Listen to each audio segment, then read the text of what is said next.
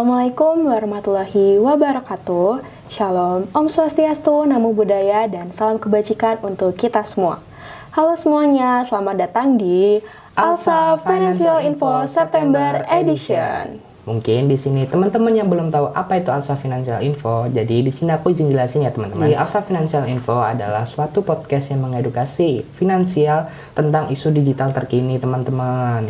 Nah, mungkin teman-teman udah pada tahu nih apa itu Alsa Financial Info. Mungkin Farah langsung aja nih dijelasin ke teman-teman topik kali ini tuh apa sih? Jadi topik kali ini itu spesial banget, yaitu menuju Indonesia cashless, mengenal lebih dekat apa itu Payment ID. Nah, oke. Buat teman-teman yang penasaran apa itu Payment ID, dilihat terus sampai akhir ya.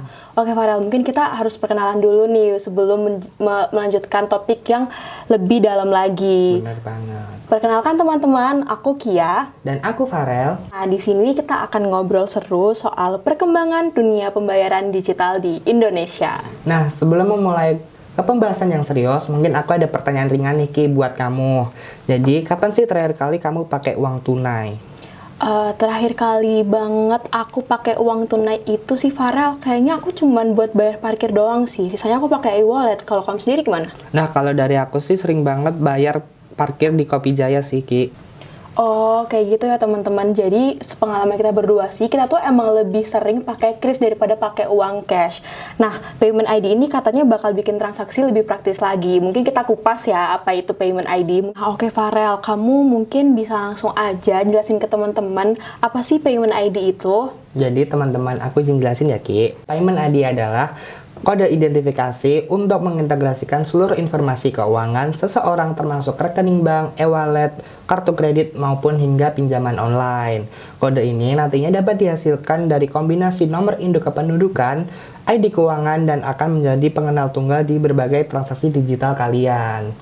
Wah, penjelasan dari Farel tadi udah cukup ya buat menurut aku Payment ID itu udah mencakup semuanya nih teman-teman, dari rekening bank, e-wallet, dan kartu kredit, semuanya tuh bisa diakses melalui Payment ID. Jadi kayaknya ini all in one banget ya Payment ID ya, Rel. Bener banget. Oh ya Ki, apa sih alasan Bank Indonesia itu membuat Payment ID? Nah, ini aku baca di beberapa sumbernya, Bank Indonesia membuat Payment ID itu diantaranya yang pertama, meningkatkan efisiensi dan transparansi. Nah, sistem Payment ID ini akan menguatkan transparansi dalam sistem ekonomi di Indonesia, teman-teman. Jadi, di sistem Payment ID ini semuanya nanti akan terlihat. Lalu yang kedua, lonjakan transaksi digital dan fragmentasi data. Di media juga menyebutkan bahwa transaksi digital nih makin berkembang pesat dan semuanya itu udah menggunakan transaksi digital gitu. Jadinya dengan adanya Payment ID ini, kita semuanya bisa menggunakan transaksi digital yang lebih jelas dan all in one, teman-teman. Nah, terus yang ketiga, mendukung penyaluran bantuan sosial yang akan lebih tepat sasaran. Nah, beberapa sumber itu menyebutkan bahwa uji coba awal Payment ID itu akan dipakai untuk penyaluran bantuan sosial non-tunai. Oh, jadi itu Ki, Bank Indonesia membuat Payment ID. Yang pertama ada meningkatkan efisiensi dan transparansi. Nah. Yang kedua ada lonjakan transaksi digital dan fragmentasi data. Dan yang terakhir ada mendukung penyaluran bantuan sosial yang lebih tepat sasaran. Benar banget, Farel. Oh ya Ki, kenapa sih Payment ID ini nggak jadi diluncurkan tanggal 17 Agustus?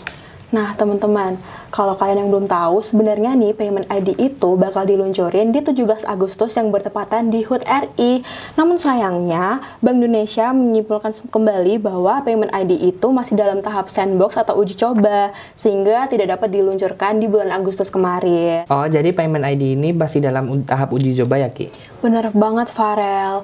Nah, teman-teman semua, pasti teman-teman udah tahu dong beberapa hal tentang Payment ID.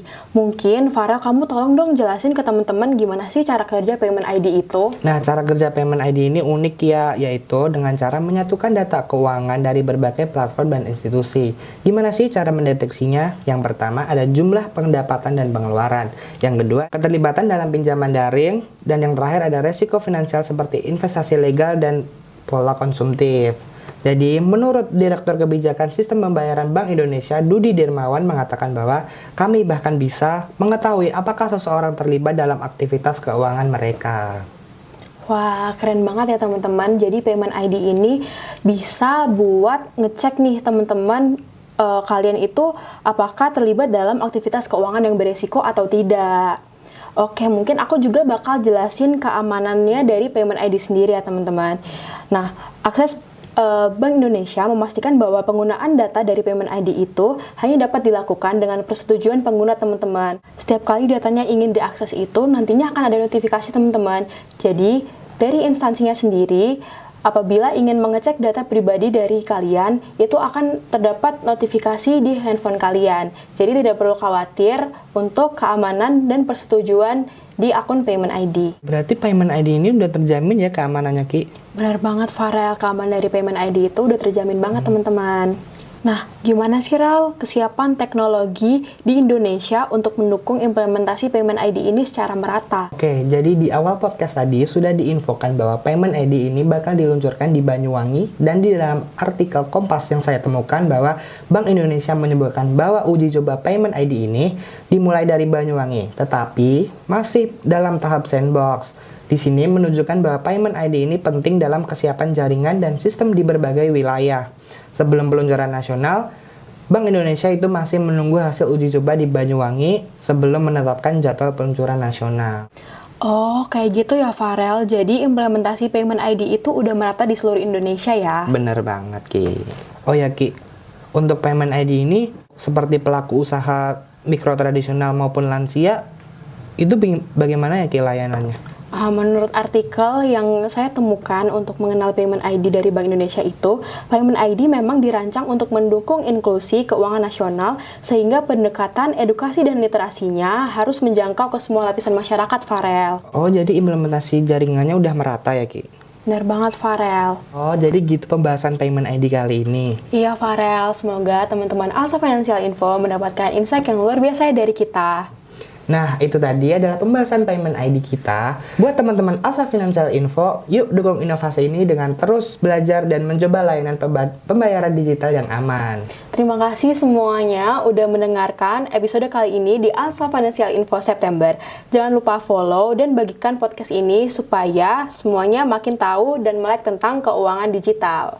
Saya Kia. Dan saya Farel. Sampai jumpa di Alsa Financial Info selanjutnya.